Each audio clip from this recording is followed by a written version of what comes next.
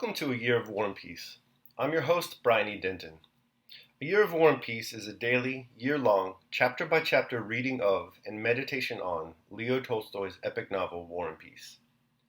In these videos and podcasts, you'll be treated to a free reading of one chapter per day of the novel, plus a reflective essay I've written individually tailored to that day's chapter. These readings are offered for free, though if you'd like to support me, you can do so in one of three ways. First, you could purchase my ebook, A Year of War and Peace. It features the entire novel, plus all of my reflective essays, and it's only $2.99 on Amazon.com. You could also become a patron at patreon.com/Brian E. Denton. If you sign up there, you'll receive a sonnet once a month, plus a link to an ebook of my collected sonnets. Finally, if you like, you can make a one-time donation to my PayPal account. The email there is brianedenton@gmail.com. You can also use that email to contact me. I'd be happy to hear from you. Your support is greatly appreciated. Today's reading and reflection is from chapter 316. Chapter 316.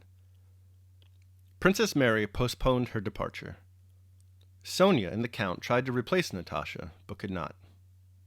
They saw that she alone was able to restrain her mother from unreasoning despair.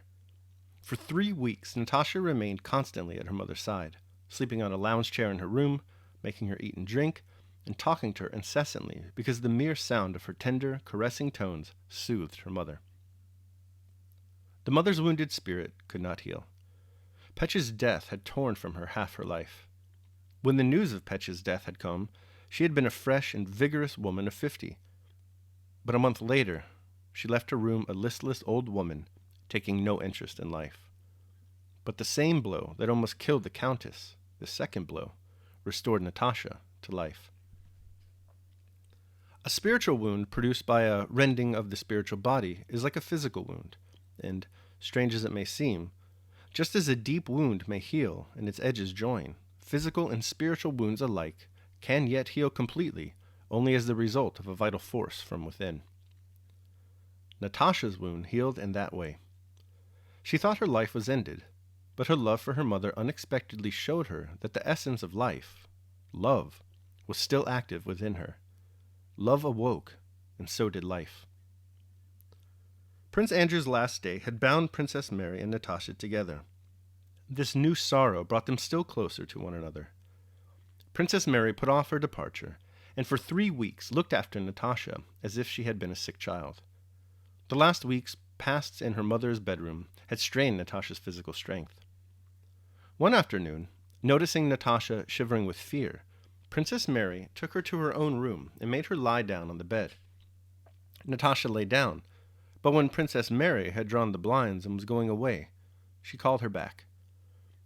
"I don't want to sleep, Mary. Sit by me a little." "You are tired. Try to sleep." No. Why did you bring me away? She will be asking for me." "Oh, she is much better. She spoke so well today," said Princess Mary. Natasha lay on the bed and in the semi-darkness of the room scanned Princess Mary's face. "Is she like him?" thought Natasha.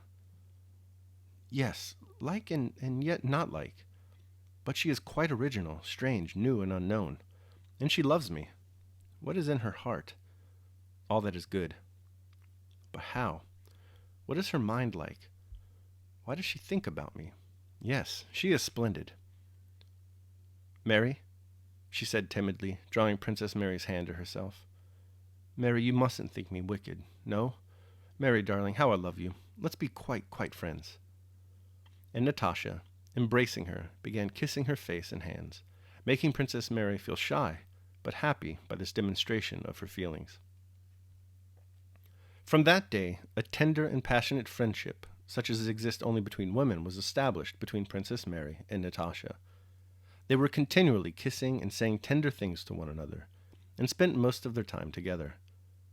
When one went out, the other became restless and hastened to rejoin her. Together, they felt more in harmony with one another than either of them felt with herself when alone. A feeling stronger than friendship sprang up between them, an exclusive feeling of life being possible only in each other's presence. Sometimes they were silent for hours. Sometimes, after they were already in bed, they would begin talking and go on till morning. they spoke most of what was long past. Princess Mary spoke of her childhood, of her mother, her father, and her daydreams.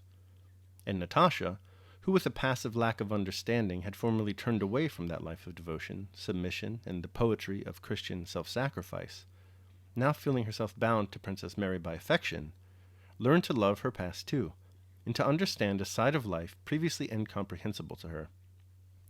She did not think of applying submission and self-abnegation to her own life, for she was accustomed to seek other joys, but she understood and loved in another those previously incomprehensible virtues.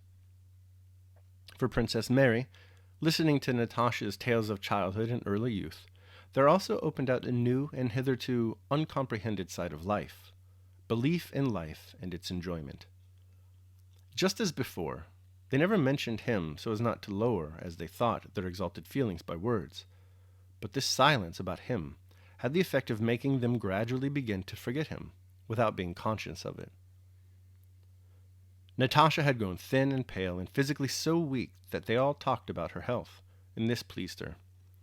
But sometimes she was suddenly overcome by fear, not only of death, but of sickness, weakness, and loss of good looks, and involuntarily she examined her bare arm carefully, surprised at its thinness, and in the morning noticed her drawn and, as it seemed to her, piteous face in her glass. It seemed to her that things must be so, and yet it was dreadfully sad. One day she went quickly upstairs and found herself out of breath.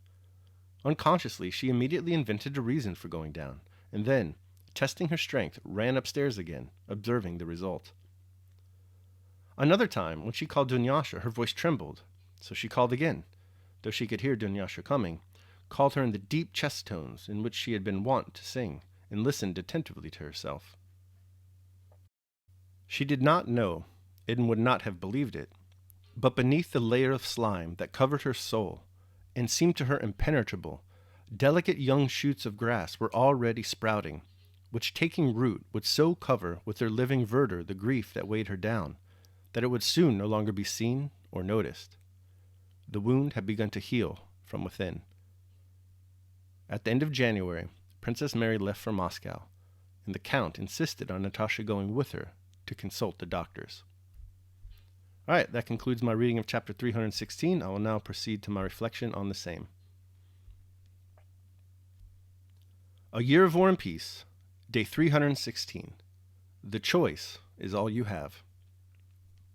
For the past few chapters, we've been with Natasha as she lives with her grief. It's been tough, her mental state deteriorating just as much as her physical state.